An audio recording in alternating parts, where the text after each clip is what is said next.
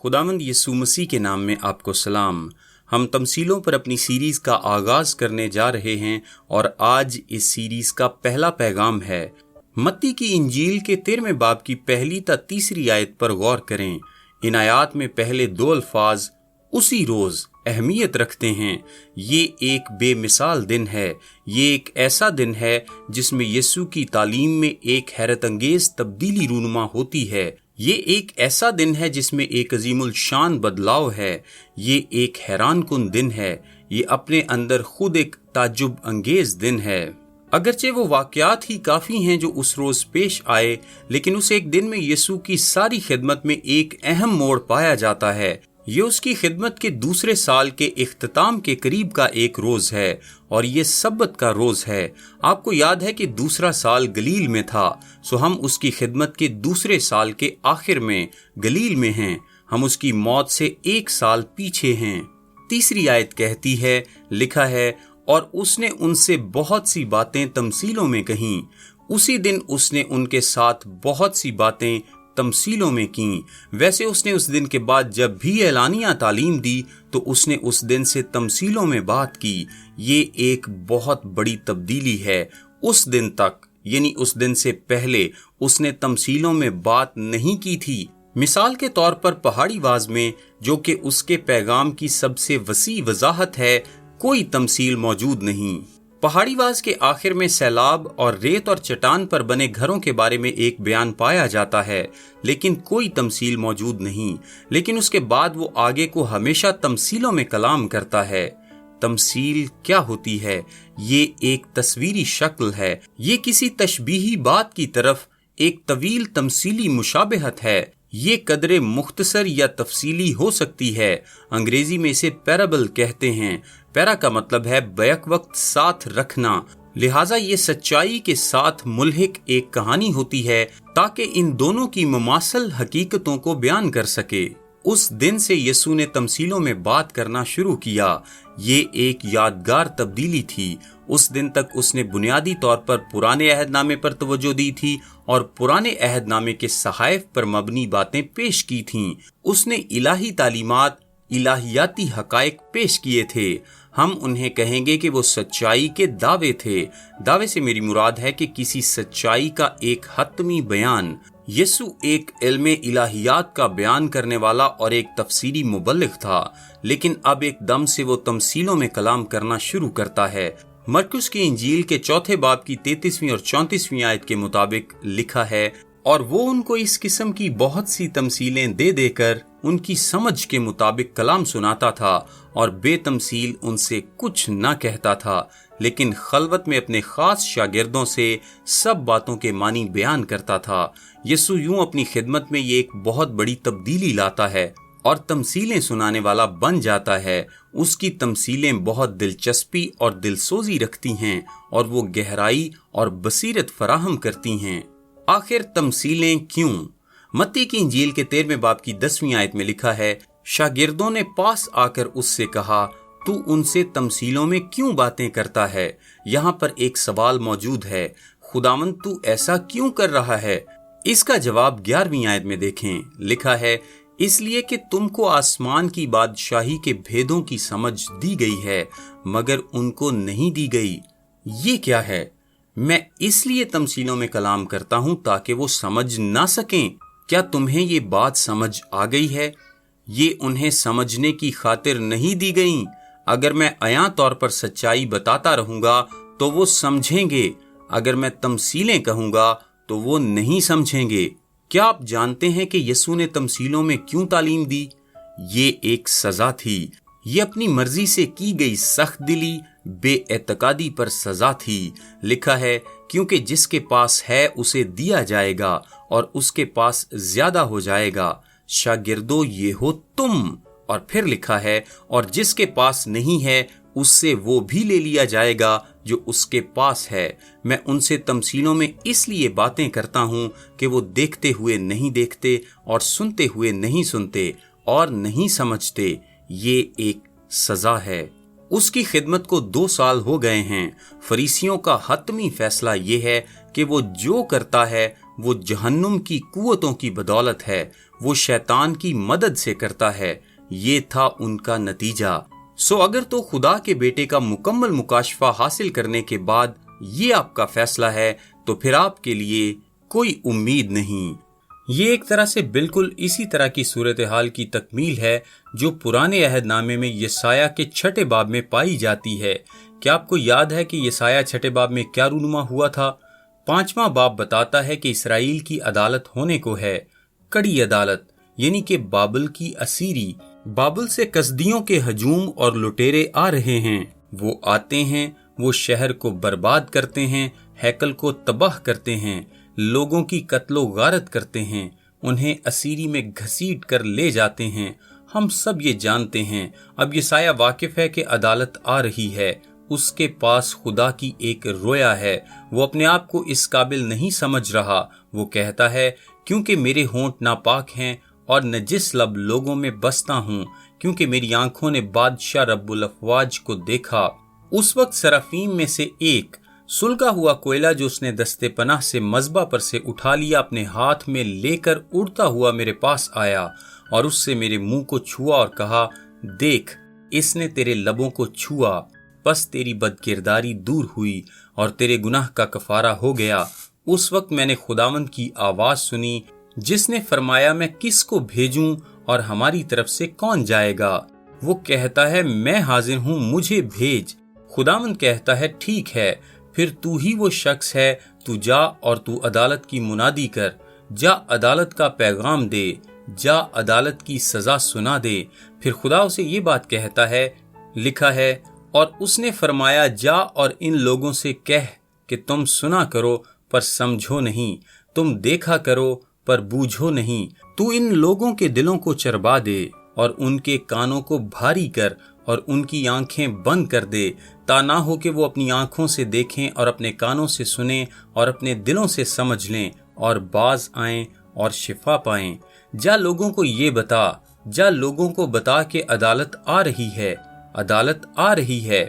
وہ نہیں سمجھیں گے۔ چنانچہ یسایہ پوچھتا ہے، خداوند میں کب تک ایسا کروں؟ میرا مطلب ہے کہ یہ کس طرح کا بلاوا ہے؟ میں ایسے لوگوں سے بات کرنے کو ہوں جو نہ سمجھیں گے اور نہ مانیں گے۔ میں کب تک ایسا کروں؟ جب تک ایسا کرنے والا کوئی بھی شخص نہ رہ جائے۔ ایسا کرتا رہ۔ کیوں خداوند؟ کیوں خداوند؟ یسایہ 6 باب کی آخری آیت کہتی ہے، لکھا ہے، باوجود یہ کہ وہ کاٹے جائیں تو بھی ان کا ٹنڈ بچ رہتا ہے، سو اس کا ٹنڈ ایک مقدس تخم ہوگا۔ اسی طرح کی بات ہے جس کا اطلاق پہلی صدی میں ہو رہا ہے، یعنی یسوع مسیح کے زمانے میں۔ یسوع کہہ رہا ہے، اب میں ان الفاظ میں کلام کر رہا ہوں جو وہ سمجھ نہیں سکتے، یہ ایک سزا ہے، مگر ان کو، پھر 11ویں آیت کہتی ہے، تم کو آسمان کی بادشاہی کے بھیدوں کی سمجھ دی گئی ہے، مگر ان کو نہیں دی گئی۔ چنانچہ خداوند کو انہیں بھی تمثیلیں واضح کرنا پڑتیں۔ کسی مفہوم کے بغیر کسی وضاحت کا کیا فائدہ؟ آپ کو پتہ نہیں چلتا کہ اس سے کیا مراد پائی جاتی ہے۔ جب تک آپ نقطے سے واقف نہ ہو جائیں، آپ بیان کے معنی کو نہیں جان سکتے۔ یہ ایک معمہ ہے۔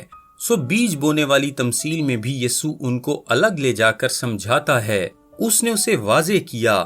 اس وضاحت کے بغیر انہیں کسی طرح کا کوئی اندازہ نہیں ہو سکتا تھا کہ اس کا کیا مطلب تھا۔ تمثیلیں واقعی ہی میں روحانی سچائی کو واضح کرتی ہیں جب تمثیل سنانے والا انہیں بیان کرتا ہے، لیکن ایک روح سے ان کا بنیادی کام عدالت کا ہے، عدالت کرنے کا بنیادی کردار، لہٰذا وہ غیر ایمانداروں کے لیے عیان نہیں ہیں، وہ واضح نہیں ہیں، وہ سچائی کو معمے میں پوشیدہ رکھتی ہیں۔ یہ اس آخری بے اعتقادی کی سزا ہے۔ اس لیے یسوع نے انہیں تمثیلوں میں تعلیم دی، ان لوگوں کی عدالت اور سزا کے لیے جنہوں نے اس کی واضح تعلیم کو رد کیا تھا۔ تمثیلیں رحم کو بھی ظاہر کرتی تھیں۔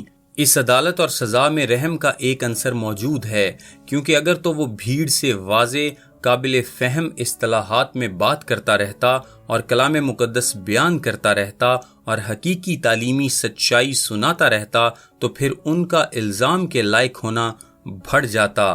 اسی لیے اس نے تمثیلوں میں کلام کیا، اس نے اس بات کا حل نکالا۔ لوکا کے 12ویں باب میں ایک بات سنیں، यीशु ने एक नौकर के बारे में तमसील सुनाई जो अपने मालिक की मर्जी जानता था और उसे पूरा नहीं करता था। वो कहता है कि जब मालिक वापस आएगा तो वो नौकर बहुत कोड़े खाएगा। ये एक ऐसे शख्स की तस्वीर है जिसे खुशखबरी सुनने का मौका मिल चुका था और उसने उसे मुस्तरद कर दिया। ये है वो शख्स जिसे कोड़े मारे जाएंगे। 48वीं आयत कोड़ों की बाबत बात करती है और फिर लिखा है, जिसे बहुत दिया गया क्या होगा, उससे बहुत तलब किया जाएगा। ये अदालत के बारे में बात है। अगर मैं उन लोगों को सच्चाई फराहम करता रहूं जो कि सच्चाई को रद्द करते हैं तो इससे महज उनकी सजा का इम्कान ही बढ़ता है।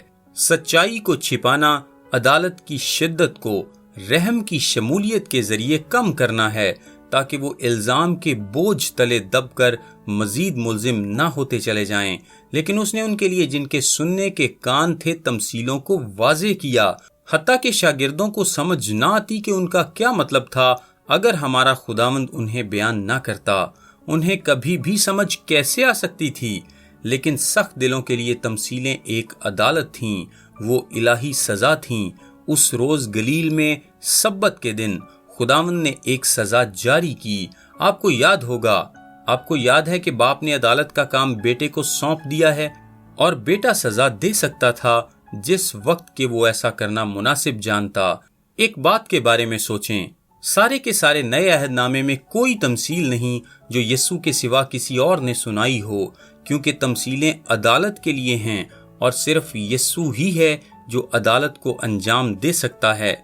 आप पौलुस रसूल को नहीं देखते कि वो किसी शहर में जाए और ऐसी बातों से जो वो समझ नहीं सकते उस शहर पर कोई सजा आयद कर दे, क्योंकि वो कोई मुनसिफ नहीं है। तमसीलें महदूद हैं। यूहन्ना की इंजील में भी कोई तमसील नहीं पाई जाती। तमसीलें 40 के करीब हैं। वो सारी की सारी मत्ती, मरकुस और लूका में मौजूद हैं। वो यीशु मसीह की खिदमत तक महदूद हैं, क्योंकि वो इलाही अदालत के अमाल हैं जो कि सिर्फ और सिर्फ वही बजा ला सकता है। अब यीशु मसीह की तमसीलें आज भी यकसां हैं। वो ईमानदारों के लिए सच्चाई को वाज़े करती हैं, क्योंकि हम उन्हें समझते हैं। हम उन्हें कैसे समझते हैं? इसलिए क्योंकि वो हम पर अयां की गई हैं, बल्कि मैं कहूँगा इसलिए कि हम बाइबल मुकद्दस को समझते हैं, क्योंकि हम खुशखबरी को समझते हैं, क्योंकि हम निजात को समझते हैं। चाहे हमारे लिए कुछ तमसीलों की वजाहत नहीं की गई तो भी हम तमसीलों को समझते हैं। इसलिए नहीं कि हमें कोई खास रूहानी बसीरत बख्श दी गई है, बल्कि इसलिए कि तमाम तमसीलें खुशखबरी के बारे में हैं। वो सारी निजात के बारे में हैं। और अगर तो आप निजात को उसकी भरपूरी में समझते हैं, और वैसे भी जितना आप निजात की भरपूरी और मामूरी को समझने वाले हैं उतना ही ज्यादा आप तमसीलों को समझ पाएंगे। सारी की सारी तमसीलें खुशखबरी और निजात से ताल्लुक रखती हैं। कोई तमसील वालिदैन और बच्चों के बारे में नहीं है, कोई नहीं।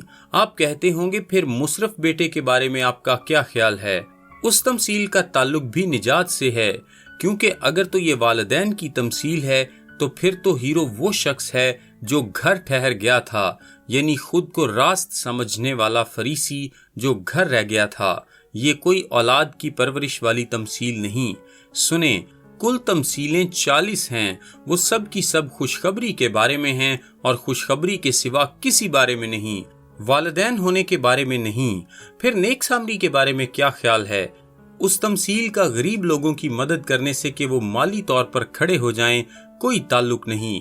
ये तमसील खुद को रास्तबाज समझने के अजाब से मुतालिक है। ये निजात की एक कहानी है। ये इस बात की कहानी है कि सच्ची निजात क्या है और ये अपने आप को किस तरह से जाहिर करती है। तमाम तमसीलें निजात के बारे में इलाही तालीम को जाहिर करती हैं। हम उन्हें समझते हैं, यहाँ तक कि वो जो नए अहदनामे में हैं, और जैसा मैंने कहा कि जिनकी तफसील हमें बयान नहीं की गई, हम इसलिए उन्हें समझते हैं क्योंकि हम निजात को समझते हैं। चूंकि हमारे पास सारी तालीमी तस्वीर मौजूद है, सो हम उन्हें समझ पाते हैं। इसमें कोई शक नहीं कि गैर ईमानदार शख्स जो कि निजात को नहीं समझता, जो निजात को रद्द करता है, तमसील का मतलब नहीं जान पाता। लिहाजा ये उनके लिए किसी तरह की जज्बाती कहानियां या किसी किस्म का और ही तसव्वुर बन जाता है। تمثیلیں کوئی خواب زدہ خیالی کہانیاں نہیں تھیں جو جذباتی مقاصد سے سنائی جاتی تاکہ لوگوں کو اچھا محسوس کروایا جائے۔ اب بلا شبہ وہ لوگ جو نجات کی خوشخبری کو رد کرتے ہیں تمثیلوں میں کوئی ایسا مفہوم نہیں ڈھونڈ سکتے جو سچائی کے ساتھ ہم آہنگ ہو، کیونکہ تمثیلیں سزا کے خطرے سے پر ہو سکتی ہیں۔